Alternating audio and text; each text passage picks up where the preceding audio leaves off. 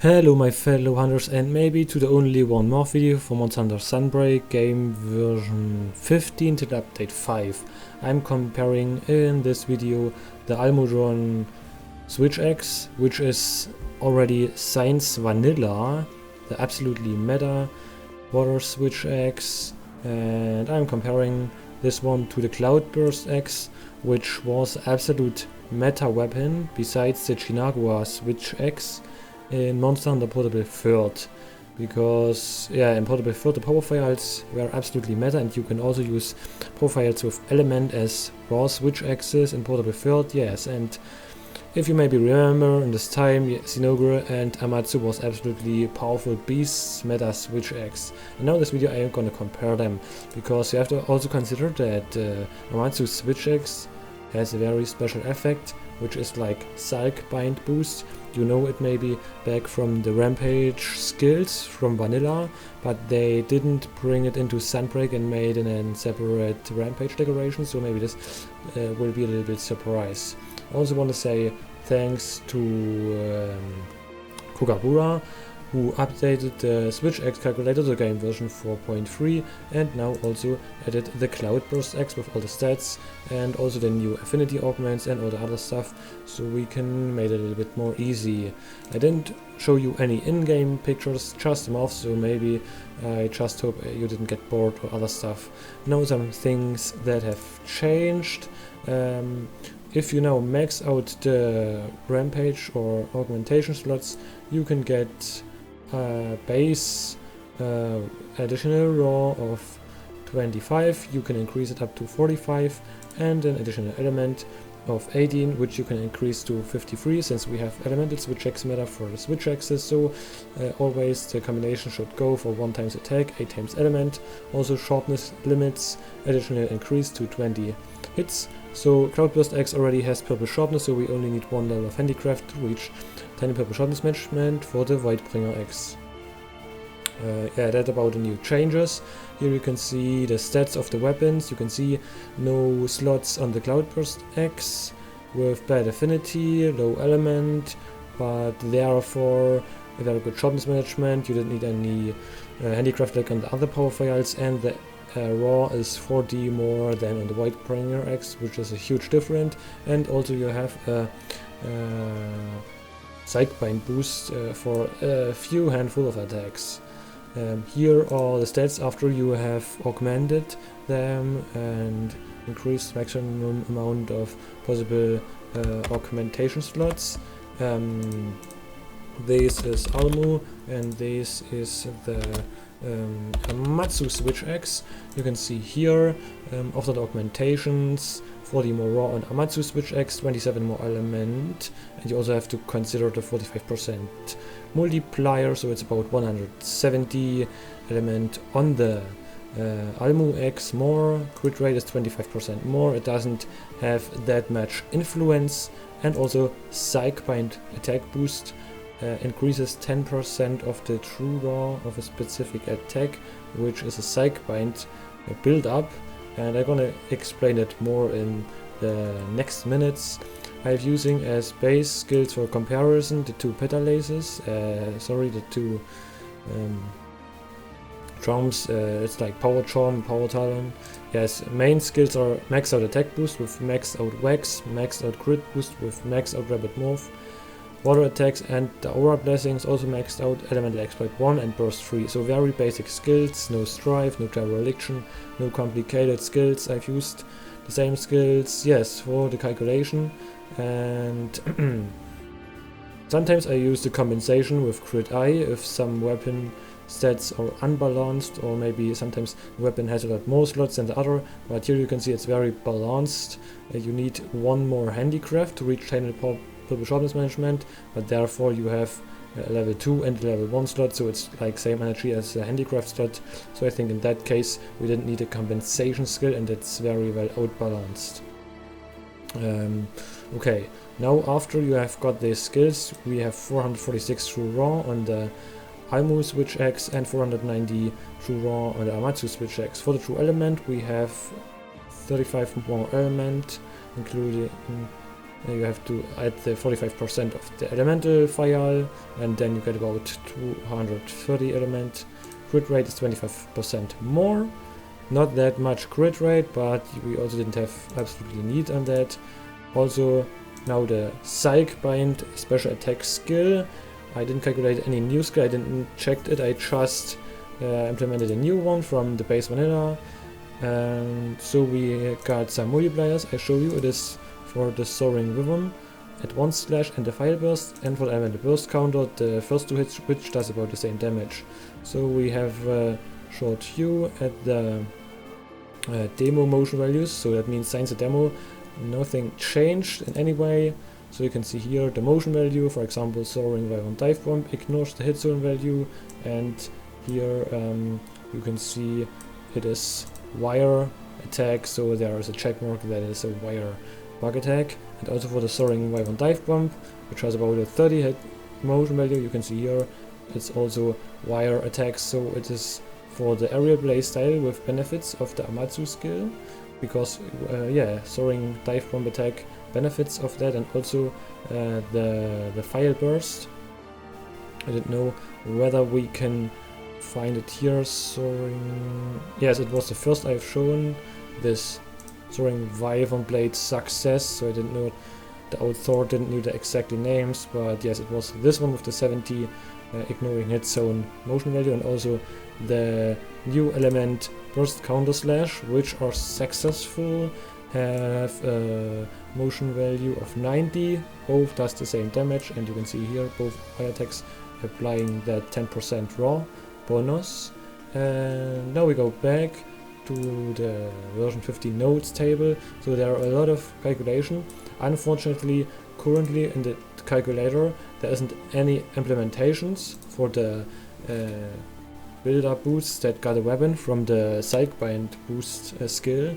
So I have just calculated all the stuff for a 60 raw hit zone with 25 element, like from the previous videos, a 45 raw hit zone with 20 element, then the 30 raw hit zone with 10 element weakness. And here you can see for the specific attacks, that is a mid-calc. Yes, for the Psych Bind boost buff, so you can see here, these are the damage numbers if the Psych Bind boost skill weren't active, and these are the numbers if the skill is active, which is already the case. That was for theoretically calculation.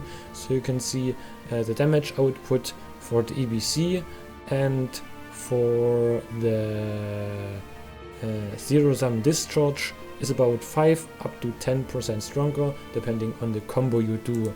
And yeah, most attack benefits on is the file burst delay from the dive bomb, which gets in directly 10% increase of the attack. Yes, and also the advanced slash file burst. So elemental burst counter and CSD are the combos that benefits the most from it. And here's a table to compare the stats between them. Just one example for the 45-20 hit zone. I can see if this weapon hasn't the skill, it just does less damage than the Almu swich axe with a CSD on average hit zone. But after the buff it got for the specific Psych Bind attack boost, it does more damage than the Almu switch axe for CSD specifically. So if you're playing aerial playstyle, this will be maybe very useful skill which is included.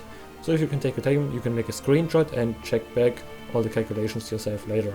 I just came to the conclusion for the stats here. You can see in general for zero-sum discharge, Almu switch axe is better if the hit zone or elemental hit zone is very decent. And for wars hit zones, Amatsu is better because you have the file switch the file burst delay from the dive bomb, which got a huge raw multiplier and can outdamage the Almu switch axe. So if you're playing only aerial playstyle and once there has bad hit zones, Amatsu would be better. Now for the rapid morph loop combo, it is very easy if you go play for full grounded playstyle and doesn't do a lot of EBCs. Almu will be by far the best choice. You do a bunch of more attack about 15% more DPS. And for pure elemental burst counter gameplay, there is a huge benefit of the Amatsu switch axe, because all the attacks got a 10% raw buff from the skill, and yes, if you land the hits you can do a lot of more damage. It is like, I think it's about, should be 25% more damage, yes, about 25% more damage on the EBC with the Amatsu switch axe. It's very interesting, so it's very hard to tell which weapon is better. It heavily depends on your playstyle. If you're playing with a lot of EBCs, Amatsu will be better, and if you, for example, just going for pure grounded playstyle, Almu will be better. So here's a short conclusion depending on the hit zones. You can see here, for if the hit zone is very high, in general, for SASD, it is very well balanced. In general, we can say Almu is good if the hit zone value is about... in general, you can say for the bad hit zones, always Amatsu will benefit, because there's a huge amount of fixed damage, and like also from the file bursts and other stuff. In that case, Amatsu will benefit. If the hit zone is like mid-tier, it's come a little bit tricky. You can see for SASD, it's about the same damage. For rapid move loop combo, Almu is better. And if you're going for elemental burst counter, which isn't that much frequently used, it is always about 20% better. For very high hit zones, and also elemental hit zones are good, Almu is better if you're going for full grounded or full aerial playstyle. So let's have a short conclusion. It's a little bit hard to say, and it heavily depends on your playstyle. So I think in general the burst counter is used 5% of the combos, and SASD and Auron Loop is about 20 up to 90% depending on your playstyle. So you can figure out yourself, do you play more grounded playstyle or more aerial playstyle. So I made a short conclusion. You can see here I put the weighting. So the first hit zone is 50% weighting, second hit zone is 30% weighting, and the worst hit zone is 20% weighting only. And for that scenario, you can see for aerial switch Axe, Amatsu is about 0.4% stronger. For full grounded, almost 12% stronger, and for elemental burst counter only, Amatsu is 23% stronger, which is a huge difference. And now to the short conclusion, which also finishes the video. Yes, and for the different playstyles. For Zero-Sum Discharge, I would recommend Almu if the elemental hit zone value is continuously 20 or better, then you can use Almu. Now for the Auron Loop combo, full grounded combo, Almu is very good. If you play full grounded playstyle with only Auron Loop combo, Almu will be choice. It already outdamage Amatsu at elemental hit zone value of 15 or higher. And now for the elemental burst counter, always Amatsu outdamage the Almu switch Axe. So you have to figure out how much is your weighting, and then you can figure out which weapon works better. But I didn't expect it that Amatsu can compete in some scenarios with the Almu switch Axe. That was very surprising. So now to the last point, are there some scenarios where Amatsu is a good choice? So I think the only monster where Amatsu is very useful are two monsters. It is like, I think it's Teostra and Anjanath, because Anjanath has 80 raw hit zone on the head, and the water hit zones aren't the best ones, and you can also break the legs and increase the raw hit zone of the legs from Anjanath.